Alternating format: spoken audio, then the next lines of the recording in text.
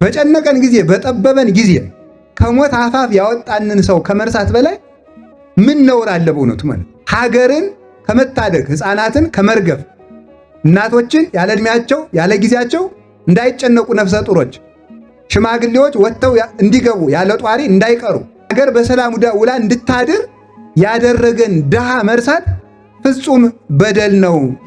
ኢሳይያስን ረስቶ እግዚአብሔርን ረስቶ እኔ ነኛል እግዚአብሔር የማያስቆም በሽታ ደው ያሳደረበት ኋላ ደግሞ መልሶ ልቅሶ። የኛ ነገር ይሄን ባል ስንሄድ ሰላምታችን ሁሉ ማማሩ ደህና ናችሁ እግዚአብሔር ይመስገን እግዚአብሔር ይመስገን እግዚአብሔር ለስላሳ እንመስላለን። ቀጣፊ እኮ ነን እኛ እኮ እንደው በእውነቱ ማለት ነው። ሰው መስለን አሁን ሲያመን ጥሩ ነን አይደለም? ስንያዝ መልካም እንሆናለን። ደግሞ ስንቸገር ደግሞ በመለከት ነጋሪት እናስጎስማለን።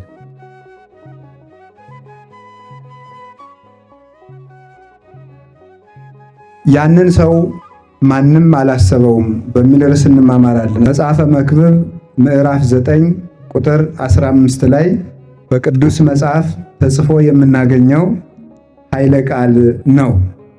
እንግዲህ ያንን ሰው ማንም አላሰበውም ብላችኋልና በሕሊናችሁ ያላሰባችሁት ሰው ካለ እንድታስቡ የቤት ሥራ እየሰጠዋችሁ ታስባላችሁ።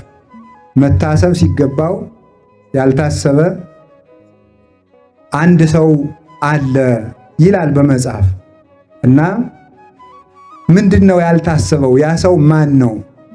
ምን አድርጎ ውለታው የተረሳበት ሰው ነው? ምን አይነት ሰው ነው? እንዲህ ሰው የተባለው ሰውዬ ማን ነው የሚለውን ታሪኩ መጽሐፍ ቅዱስ እንደ እናት ማዕድ ነው። ቅዱስ መጽሐፍ በጥቂት ኃይለ ቃላት ብዙ ምግቦችን ጠቅሎ የያዘ ነው። እንዲህ ተብሎ የተነገረለት ሰው ታሪኩ ከአራት መስመር የማይበልጥ ሰው ነው፣ ግን የተረሳ ማለት ነው። በቅዱስ መጽሐፍ እንደተመዘገበልን እንደተጻፈልን ሰው ከሚረሳቸው ከሚሰራቸው ታላላቅ ኃጢአቶች አንዱ ውለታ መርሳት ነው። ውለታ መርሳት በጣም ከባድ ኃጢአት ነው። በራእየ ዮሐንስ ሰባቱ አርእስተ ኃጣውእ ወይ ደግሞ ሰባቱ የዘንዶው ቀንድ ተብለው የተነገሩለት የዘንዶው 7 ቀንድ አለው የተባሉት እነዚህ ቀንዶቹ 7 ኃጢአት ናቸው። ከሰባቱ ኃጢአቶች አንዱ ውለታ መርሳት ነው። ውለታ መርሳት በሕይወታችን ውስጥ ብዙ ውለታ የዋሉልን ሰዎች አሉ። ከልጅነታችን ጀምረን ስናስበው የመጀመሪያውን ውለታ እናታችን ትወስዳለች። 9 ወር ከ5 ቀን ተሸክማ ነፃነቷን ተነፍጋ በሰላም ሳታድር ሳትተኛ በውስጧ ሰው ስትሆን ሰው ተሸክማ እየተገላበጠ እረፍት እየነሳት ከሷ ሕይወቱ ይልቅ ጽንሱ በሰላም ይወለድ ይሆን እያለች እያሰበች እየተጨነቀች አካላችን ተሰባብሮ አጥንታችን ደቆ ከምንቀበለው መከራ በሚበልጥ ምጥ ወልዳ ወተት ሲያልቅባት ደም አጥብታ የምታሳድግ እናት ናት። ይህን ሁሉ መከራ የምትከፍል አባት ወጥቶ ወርዶ ተርቦ ተጠምቶ ትከሻቸው ከሞቀ ልብሳቸው ከሞቀላቸው መብል ከጣፈጠላቸው ደርቦ ደራርቦ ለብሶ አደባባይ መዋል ሲችል ልጅ አሳድግ ብሎ ቀዩ ጠቁሮ ረጅሙ ጎብጦ ወፍራሙ ከስቶ ከሰው በታች ሆኖ ልጁን ያሳድጋል። አባት ባለውለታችን ነው። መምህራን ባለውለታችን ናቸው። ካህናት ባለውለታችን ናቸው። ሰማይ ባለውለታችን ነው። የፍጥረታት ሁሉ ውለታ አለብን እና የሰው ልጅ ይህን ያስተማረን እሱ ነው። ታሪኩን ልንገራችሁና ወደ ትምህርቱ እንሄዳለን። እንዲህ ይላል፣ ወናሁ ዘንተ ርኢኩ እምታይተ ፀሐይ ጥበበ፣ እነሆ ከሰማይ በታች አንዲት መልካም የተሻለች ነገር አየው፣ ይህችውም ጥበብ ናት። ከሰማይ በታች ታላቅ ነገር ያማረች ነገር አየው፣ ያችም ጥበብ ናት ይላል። ከሰማይ በታች ትልቁ ነገር ምንድነው? ጥበብ ነው። ሀብት ያለው ሰው ጥበብ ከሌለው ለሌባ ለወንበዴ ዘርቶት ይሄዳል። ጥበብ ያለው ሰው በቀዝቃዛ ውሃ መንግሥተ ሰማያት ሲገባ፣ ጥበብ የሌለው ሰው ደግሞ በሙሉ ሀብቱ ታስሮ ሲኦል ይወርዳል። ሀብትም ጥበብ ያስፈልገዋል። ሰለስቱ ምዕት በፍትሕ መንፈሳዊ ባለጸጋ ብትሆን ጥበብ የሌለህ ሰው አትሁን፣ ጥበብ ከሌለህ ጥቅም የለውም ይላል። ሁሉ ነገር ትዳር ጥበብ ያስፈልገዋል። ሳያውቅ የገባ ሰው ሳያውቅ ይወጣል። ንግድም ጥበብ ያስፈልገዋል። ምግብም ጥበብ ያስፈልገዋል። ሁሉ ነገር ጥበብ ያስፈልገዋል። አነዋወር፣ አነጋገር ሁሉ ጥበብ ያስፈልገዋል። ግባ ማለትና ግባ ማለት ልዩነት አለው አይደለም? ይኸው በዚህ ጠብ ይመጣል ማለት ነው። በአነጋገር ችግር ማለት ፊደሉ አንድ ነው። ንባብ ባለማሳመር ማለት ይህም ጥበብ ያስፈልገዋል። ሁሉ ነገር ልብስ ጥበብ ያስፈልገዋል። አጠቃላይ መውጣት መውረዳችን ሁሉ ጥበብ ያስፈልገዋል። የሚጽፍም በጥበብ ነው፣ የሚናገር በጥበብ ነው፣ የሚበላም በጥበብ ነው፣ የሚጠጣም በጥበብ፣ ሁሉም በጥበብ የሚኖር በጥበብ ነው። ስለዚህ ይህንን ከሰማይ በታች ትልቅ ነገር ምንድን ነው ጋር ጥበብ ነው።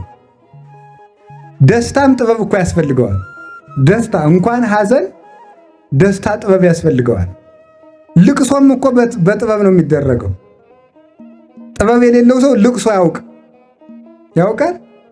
አይቻልም። በሰርግ ቤት ተሄዶ ይለቀሳል?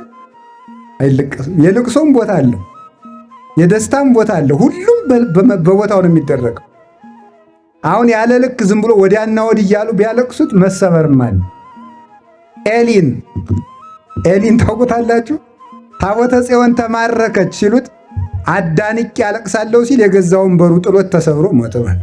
አዳንቆ ማለቀስም ችግር ነው። እዚህ ዳጋ እስጢፋኖስ አጽማቸው ያሉ ነገስታት አሉ። ከገዳሙ አጽማቸው በዳጋ እስጢፋኖስ ካረፉ ነገስታት አንዱ ንጉሥ አዞር የሚባል አለና የ6 ሰዓት ንጉሥ ነው። የሞተ በምንድን ነው ካላችሁ በደስታ ነው። ነግሶ ራቅ አርጎ ህዝቡን ራቅ አርጎ ቢደሰት እኮ ጥሩ ነበረ።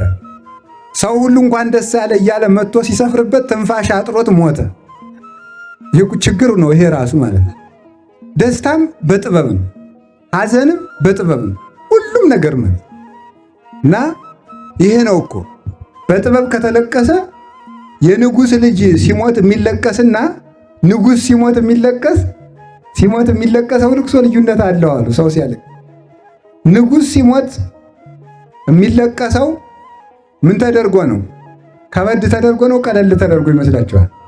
የንጉሥ ልጅ ሲሞት የሚለቀሰው ሰውና ንጉሥ ሲሞት የሚለቀሰው ልዩነት አለ። በቃ ለእናንተ ሰጥቻችኋለሁ። ሁሉም በጥበብ ነው። አዎ ሁሉም ነገር እኮ በጥበብ ነው። በብልሃት በፈሊጥ ፈሊጥ የሌለው ሰው ፈጽሞ ቢሰጡት ወሮሮ መጣል ብቻ ነው። አያምርበትም። ሁሉም ነገር አይጠጋውም፣ ይይዘዋል እንጂ ማለት እና ጥበብ ያስፈልጋል። እና ከሰማይ በታች ጥበብን መልካም ነገር ሁና አየዋት። ዕድሜ ቢሰጥ ጥቅም የለውም፣ አዙሮ ይጥላል እንጂ። እንዲያውም ለክፉ ሰው ጥበብ ከሌለው መቆየቱ ፍዳ ያስጨምርበታል እንጂ ጥቅም የለው። መቆየቱ ቀን ባደረ ቁጥር፣ ሌት ባደረ ቁጥር፣ ቀን በዋለ ቁጥር በክፋት ላይ ክፋትን እየጨመረ ሳይመለስ በመቅረቱ እግዚአብሔር በሱ ላይ ፍዳ ከመጨመር በቀር ከመቆየቱ የሚጠቀመው ሰው ስለሌለ ያለ ጥበብ የያዙት ዕድሜም ጥቅም የለውም። ሁሉም ጥበብ ነው። ከሰማይ በታች አንድ መልካም ነገር አየው፣ እሱም ጥበብ ነው ይላል ሰሎሞን። በኋላ ምን ያህል ተመልከቱ። አንዲት ሀገር አየሁ፣ ያቺ ሀገር ታናሽ ከተማ ናት ይላል። ታናሽ ከተማ አየው፣ በመጠን ያነሰች ከተማ። ያቺ ሀገር ግን በእኔ ዘንድ ታላቅ ናት ይላል። ወደ ላይ ለጥበብ ቢቀጥሉለት ደግሞ ጥበብ በእኔ ዘንድ ታላቅ ናት። አንዲት ታላቅ ሀገር ታናሽ ሀገር አየሁ። አንዲት ታናሽ ሀገር፣ ያቺ ሀገር ግን በእኔ ዘንድ ታላቅ ናት። በውስጧ የሚኖሩ ሰዎችም ቁጥራቸው ጥቂት ነው። በውስጧ የሚኖሩ ሰዎች ዋመ መጻ ላይሊሃ ንጉሥ አብይ ወአገታ፣ ታላቅ ንጉሥ ብዙ ሰራዊት ያለው ሰው ንጉሥ መጥቶ ያችን ሀገር ከበባት ይላል። ከበባት፣ ያችን ሀገር አስጨንቆ አስጠብቦ ሰራዊት አብዝቶ ያችን ሀገር አስጨንቆ ያዛል። ከተማይቱ ታናሽ ናት፣ ሕዝቧም ጥቂቶች ናቸው። ግን ከሕዝቧ የሚበዛ ሰራዊት ያለው በመንግስቱ የገነነ ንጉሥ መጥቶ ያችን ሀገር ከበባት። ወየሐንጽ ላዕሌሃ ጥቅመ አብየ ያ ንጉሥም በእሷ ላይ ቅጥር ቀጠረባት፣ ታላቅ ሕንፃን አነጸ ማለት ብዝሃ ሰራዊት አበዛባት፣ ኃያላኑን አሰለፈባት ይላል። ምን ይደረጋል? አሁን የሐሙሲት ሕዝብ አሁን ስንት ይሆናል? ስንት ይሆናል? እስኪ ቁጥሩን ገምቱ። አሉ ከንቲባው 30,000 ከንቲባው ነዎት? ምክትል ነው? ነዋሪ? ደህና ነው። ስንት ነው? ስንት ነው? 30,000 ቢሆን ነው ተብሏል። የሐሙሲት ከተማ ሕዝብ 30,000 ነው። 30 ሚሊዮን ወይም 300,000 ሰራዊት መጥቶ ሐሙሲትን ቢከባት ምን ታረጋላችሁ? እስቲ ንገሩ። ምንድን ነው የምታረጉት? ያው መሯሯጥ ነው አይደለም? አሁን በቀን የፎከረ በስልክ የፎከረ በኢንተርኔት የፎከረ ጊዜ የጭንቅ ቀን አይገኝም። ስልኩን አጠፋፍቶ አይግባኙን ነው አይደለም? እንደዚያ ነው የሚያደርግ እኮ ሰው ማለት ነው። የአፍ ጀግና ነው ብዙ ሰው አይተነዋል። ብዙውን ሰው እኮ ይፎክርና ኋላ እልም አይድረስ እኮ ነው። እናት ኃጢአት ነው የሚመስል ክፉ ሰው ኃጢአት እነ የኔታ ተርጉመው እንዳስተማሩን ኃጢአት ክፋቷ ምንድን ነው? ሰውን ታሲዝና እሷ አትገኝም። እንዲሁ እኮ በጣም ግሩም እኮ ናት እኮ ሰውን በፍዳ አሲዛ ከአምላክ በግር አቁማ በሳት እየቀቀለች ኃጢአት ተገኝታ አትገረፍም። ክፉ ሰውና ኃጢአት አያይዘው እነሱ አይገኙም። ችግሩ ይሄ ነው እንግዲህ ማለት ነው። አያይዘው እነሱ የጭንቁ ቀን የሰልፉ ቀን የሉ መሃል ነገር ላይ ጥለው ይጠፋሉ። አሁን እንዲህ ያለ ጭንቅ ቢመጣ ምን ይደረጋል? ግን እንዲህ ያለ ችግር የገጠማት አንዲት ሀገር ነበረች። ያ ንጉሥም እንግዲህ ይህችን ሀገር እንደ ጢስ አተናታለሁ፣ እንደ ትቢያ አበናታለሁ፣ እንደ ዘር በትናታለሁ ብሎ ሲመጣ ወረከበ በውስቴታ ብእሴ ጠቢበ ወነዳዬ በውስጧ ጥበብ የተሞላበት አንድ ድሃ ሰው አገኘ ይላል።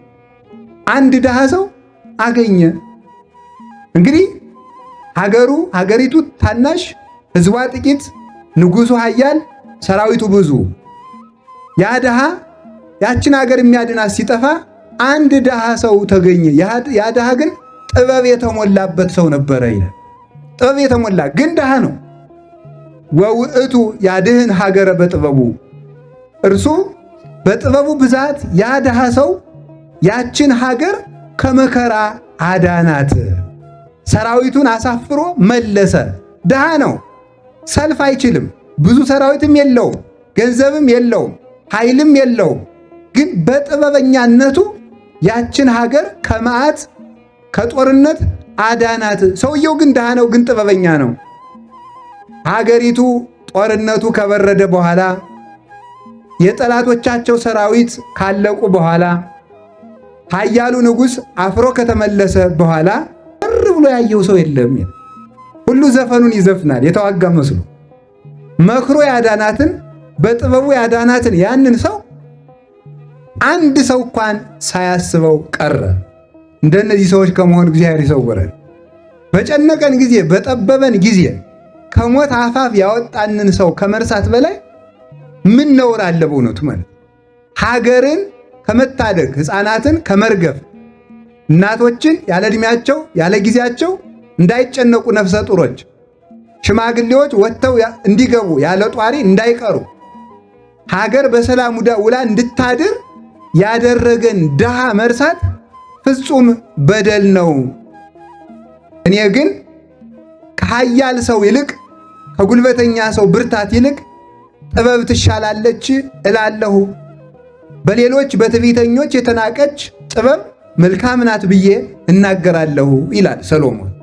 ወደ ታሪኩ ልምጣላችሁ። ከቃሉ ጋር ናችሁ? እግዚአብሔር ከሁላችን ጋር ይሁን። እነዚያ ሰዎች በጣም ጥሩ አድርገዋል አላደረጉም? አቤት! እነዚህ ሰዎች ጥሩ አላደረጉም የምትሉ መስቀል አድርጋችሁ ቀኝ እጃችሁን አውጡት። እነዚህ ሰዎች ጥሩ አላደረጉም የምትሉ በሉ። ጥሩ አላደረጉም። እንዴት ሀገሪቱን ያዳናትን ሰው እንዴት ይረሱታል? በሉ እንጂ በደንብ አድርጉት። በደንብ አድርጋችሁ አውርዱ። እነዚያ ሰዎች ማን እንደሆኑ ነግራቸዋል። የሆኑ ሰዎች ናቸው። በሆነ ሀገር የሚኖሩ የሆኑ ሰዎች ናቸው። ያዳናቸውን አንድ ድሃ ሰው ግን ጥበብ የሞላበት ባለጸጋን የረሱ። ይሄ የመጀመሪያው ሕዝቅያስ ይባላል። እስኪ በሉ ሕዝቅያስ ይባላል። ታሪኩን አልተርከውም። ሕዝቅያስ ሰናክሬም የሚባል ንጉሥ በመጣበት ጊዜ እንደ ሰራዊት እንደ ሰናክሬም ያለ ሰራዊት የሌለው ውጊያ የማያውቅ በኃይል ያልበረታ በታናሿ ሀገር በጥቂቷ አውራጃ በኢየሩሳሌም የነገሰ የታላቁን የፋርሱን ንጉሥ ሰናክሬምን እንኳን ለመግጠም ከሱ ጋር ለመነጋገር እንኳን አቅምና ብርታት የሌለው የአንዲት ክፍለ ሀገር ንጉሥ የነበረ ሕዝቅያስ ይባላል። ትንቢተ ኢሳይያስ ምዕራፍ 38 ላይ ታሪኩን ታገኙታላችሁ። ይህ ሰናክሬም 185,000 ወታደር ይዞ የመጣ ሰው ነው። 185,000 ወታደር ይዞ የመጣ እስራኤል ደግሞ እንደ አሙሲት ያለች ናት። ምንም እንዲሁ ዝም ብላ ቁም ነገር የሌላት ማለት ነው። አይ አሙሲት ቁም ነገር የላትም አላልኩም። ያችን ሀገር ነው ያልኩኝ ማለት። ያች ሀገር ቁም ነገር የሌላት ወይ ኃይል የላት እንደዚህ ያለች ሀገር ነበረች። ሰናክሬም በሙሉ ሰራዊቱን እንደ ጎርፍ አፍዝቶ እንደ ተራራ አቁሞ በቁጣ ያለ ምሕረት ያለ ርኅራኄ መጣ። ግብሬን ገብር ለጣዖትም ስገድ ብሎ በሕዝቅያስ ላይ ላከበት። እዚያ በኋላ የወርቅ ወንበር አሰርቶ ይህንን ልኬልሃለሁ፣ ወደፊት እገብራለሁ፣ ይህንን ይዘህ ተመለስ ብሎ መልእክት ላከበት። የ7 ዓመት ግብሬን አግባ፣ ይሄ 1 ዓመትም አይሞላም ማለት። አይ እንግዲህ ወዲያስ የለኝም አለው። ገጠመ። መጣ ሰናክሬም እየደነፋ ማለት። ሀገሪቱ እንዳትድን ሰራዊት የላት፣ ጉልበት የላቸው፣ አቅም የላቸው። አንድ ምስኪን ማን ተገኘ? ንጉሳቸው ያው ሕዝቅያስ ነው። ሕዝቅያስ ገብቶ ነቢዩ ኢሳይያስን አማከረው። እንዲህ ያለ ነገር ሆኖብኛል አለ። እንዲህ ያለ ነገር ሆኖብኛልና እንዲያው ምን ላድርግ አለው። ከታቦተ ጽዮን ገብተህ አልቅስ፣ እግዚአብሔር ኃይል ይልክልሃል አለ። ገብቶ እግዚአብሔር ኃይል አለኝ ሲሉት ካለህማ ሲደክምህ እመጣለሁ ብሎ ጥሎ ይሄዳል። የለኝም ሲሉት ግን እግዚአብሔር በኃይል ይረዳል። ኃይል የለኝም ሲል ሕዝቅያስ እግዚአብሔር ገብቶ ረዳው። በማን? በነቢዩ በኢሳይያስ ረዳውና በአንድ ቀን ሕዝቅያስ ሰራዊት ሳያደራጅ የጦር መኮንኖች ሳይበረቱ ሰልፉ ሳይሞቅ ራሱ ቅዱስ ሚካኤል የብርሃን ሰይፉን ጋት ያህል መዞ ለሰናክሬም ወታደሮች ቢያሳያቸው 185,000 የሰናክሬም ወታደር ደም ጎርሶ ወድቆ አደረ። ቆይ ሰዓት እንዳያልቅ እንደዚህ አድርጎ ያን ሁሉ አርግፎት አደረ። እግዚአብሔር ኃያል ነው። እግዚአብሔር ኃይልየ ወፀወነየ ውእቱ የከል ቦቱ። እግዚአብሔር ብዋጋ ጉልበቴ ነው፣ ጋሻዬ ነው፣ ብሮጥ መሸሸጊያ ነው። በአምላኬ የተዓደው አለ አረፍት ይላል ቅዱስ ዳዊት። በአምላኬ በእግዚአብሔር ኃይል ቸርነት ቅጥሩን ዘልየው እሄዳለሁ ብሎ ይናገራል። የማይቻል ነገር ነው። አሁን አንድ ሰው በአምላኬ የተዓደው አለ አረፍት። አሁን ግድግዳና ጣራ ዘሎ ማለፍ ለሰው ልጅ አይቻልም። እግዚአብሔር ካለ ይቻላል። የማይቻለው ተችሎ እስራኤል አሸነፉ። ራሱ ሰናክሬም ማን ነው? ተመልከቱ። በመኑ ተወኪለከ አለው ከኒ እያለ ሕዝቅያስ በማን ተመክተህ ነው እንዲህ የምታደርግ? ያቺ ታቦተ ጽዮን የምታድን መስሎሃል? እያለ ሰራዊቱ ሲያልቁበት እየሮጠ ደግሞ እሱ ፈርቶ ሳሩ ቅጠሉ ሁሉ የሰናክሬም ወታደር እየመሰለው እየደነገጠ ሂዶ ከሀገሩ ሲገባ የገዛ ልጆቹ ሰራዊቱን አስማርከህ የመጣህ በልቼ ካረጀው ገዝቼ ካፈጀው ብለህ ነው ብለው የገዛ ልጆቹ በምንድን ነው? በሞቃጫ ግልገል አናቱን ብለው ገደሉ። የገዛ ልጆቹን ማን አዳነ ሲባል ሕዝቅያስ በጥበቡ በጥበቡ ምንድን ነው? ድሃ ነው ማለት ሀብት የለውም፣ ጉልበት የለውም፣ ሰራዊት የለውም። ግን በጥበቡ ግን ኢሳይያስ ተማጽኖ ኢሳይያስ ወደ እግዚአብሔር አመልክቶልን ይህንን ድል ነሳ። አልዓዙም ሕዝቅያስን አላዊ ሲሉት ሲወነጅሉት ነበረ። እሱም ኢሳይያስን ረስቶ ነበረ። ኢሳይያስን ረስቶ እግዚአብሔርን ረስቶ እኔ ነኛል እግዚአብሔር የማያስቀምጥ የማያስቆም በሽታ ደው ያሳደረበት። ኋላ ደግሞ መልሶ ልቅሶ። የኛ ነገር ይሄን ጸበል ስንሄድ ሰላምታችን ሁሉ ማማሩ፣ ደህና ናችሁ? እግዚአብሔር ይመስገን፣ እግዚአብሔር ይመስገን፣ እግዚአብሔር ለስላሳ እንመስላለን። ቀጣፊ እኮ ነን እኛ እኮ እንደው በእውነቱ ማለት ነው። ሰው መስለን አሁን ሲያመን ጥሩ ነን አይደለም? ስንያዝ መልካም እንሆናለን። ደግሞ ስንቸገር ደግሞ በመለከት ነጋሪት እናስጎስማለን። ይህ ነው የመሬቱን ስንረግጠው እንኳን ልክ መጠን የለንም። አለቀሰ። ኋላ ነቢዩ ደግሞ ኢሳይያስ ጸልዮ ደግሞ 15 ዓመት በእድሜው ላይ ጨመረለት። ውለታ ከመርሳት ይሰውረን። ሌላው ደግሞ ውእቱ ብሲ ያንን ሰው ማን አላሰበውም የተባለ ራሱ መድኃኔዓለም ነው። እሱ መድኃኔዓለም ኢየሱስ ክርስቶስ ነው። ታናሽ ሀገር የተባለች አዳም ከነልጆቹ የሰው ልጅ ነው። ታላቅ ግንብ የገነባ ሰራዊት ያቆመ ዲያብሎስ ነው።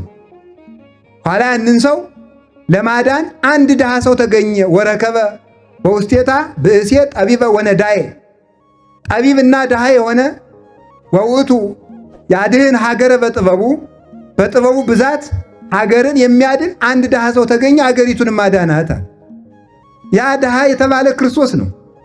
እንዘባይል ውእቱ እምኩሉ አንደ ርሶ እምኩሉ ከመትበአሉ አንትሙ በንዴተ ዚአሁ በእርሱ ባለጸግነት ድህነት እናንተ ባለጸጎች ትሆኑ ዘንድ ከሁሉ ባለጸጋ ሲሆን ራሱን ድሃ አደረገ ተብሎ የተነገረለት ወነስአ አርአያ ገብር ተብሎ የተነገረለት የተገዥ የባሪያን መልክ ይዞ የመጣ ኃያል ሲሆን ድኩም ምሉ ሲሆን ውሱን ሆኖ የመጣ እሱ ስፉህ ሲሆን ተወስኖ ረቂቅ ሲሆን ገዝፎ የመጣ ኃያል አምላክ ስለኛ በፈቃዱ እየተራበ በፈቃዱ አንድ ልብስ ለብሶ በፈቃዱ በዚህ ዓለም ተመላልሶ ደክሞ ወጥቶ ወርዶ ዓለምን የታደገ ራሱ ኢየሱስ ክርስቶስ ነው።